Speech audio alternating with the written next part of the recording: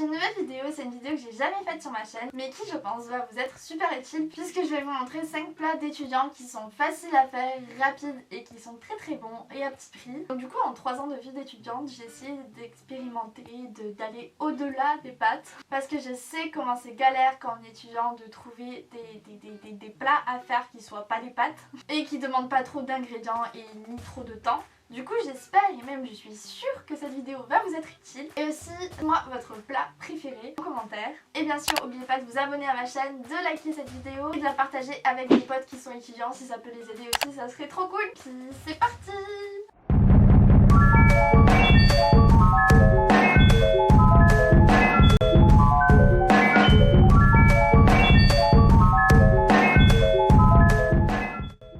Ok, alors ça c'est the best recette, muy rapido et muy bueno.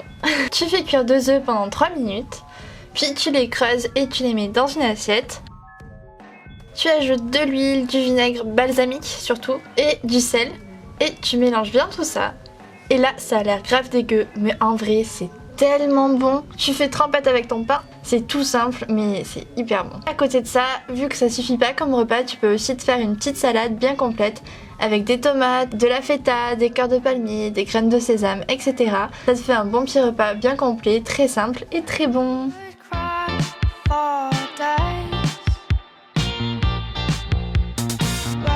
Mon plat préf ever. Les pâtes c'est nul mais quand c'est bien cuisiné c'est une merveille. Pour ça on a besoin de pâtes, crème fraîche, de champignons, de sirop d'agave ou de miel, peu importe, et du blanc de poulet.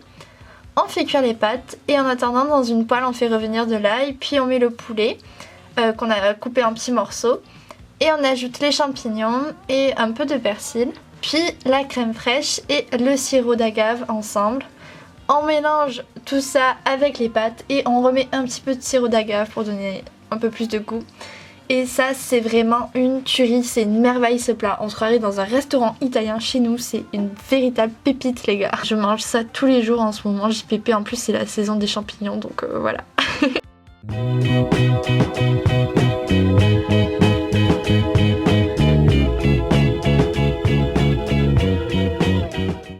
Mon troisième plat c'est celui que je fais souvent la semaine. Pour celui-ci vous avez besoin d'un petit four. Donc c'est une tarte à la courgette, ça a l'air compliqué mais en 10 minutes en vrai c'est préparé. Donc pour ça on a besoin de pâte brisée ou sablée pour donner un peu ce côté sucré, de lait, de crème fraîche, de gruyère et de courgettes, ou on peut faire ça aussi avec des poireaux. Donc en premier on fait cuire les courgettes à la poêle.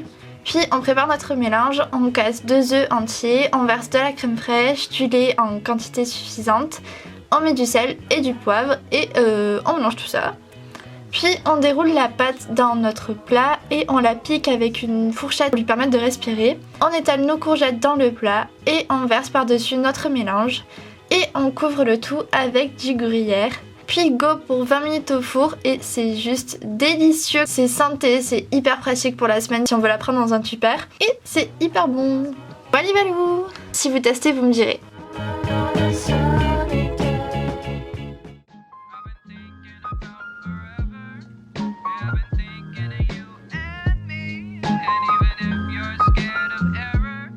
Puis mon quatrième plat, c'est mon bol de riz express. Pour ça, il y a besoin de riz, de thon, de tomates, d'œufs et de mayonnaise.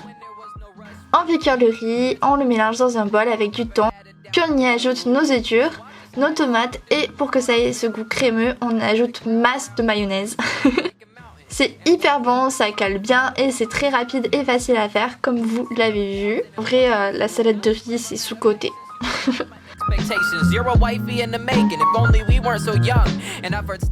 Yo.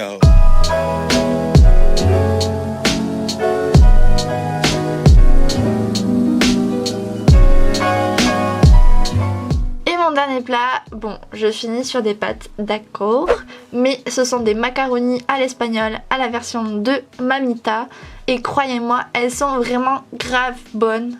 On coupe de l'ail et de l'oignon en petits morceaux, puis on les fait revenir dans une poêle, puis on y ajoute des tomates pelées, c'est le plus goûteux. Et ce qui va vraiment faire la différence, c'est le sucre qu'on ajoute ensuite. Ça donne un goût grave bon à la sauce, c'est assez particulier, mais moi j'adore, je trouve que c'est ce qui fait toute la différence. On mange tout ça et on fait cuire suffisamment. Puis on y ajoute nos macaronis. et on fait fondre dedans du parmesan. Ça donne grave plus de goût que le gruyère, donc essayez de privilégier le parmesan au gruyère les gars. Et voilà, c'est juste hyper simple mais hyper bon et super rapide. Je dis bon appétit et à très bientôt pour une prochaine vidéo. Bye!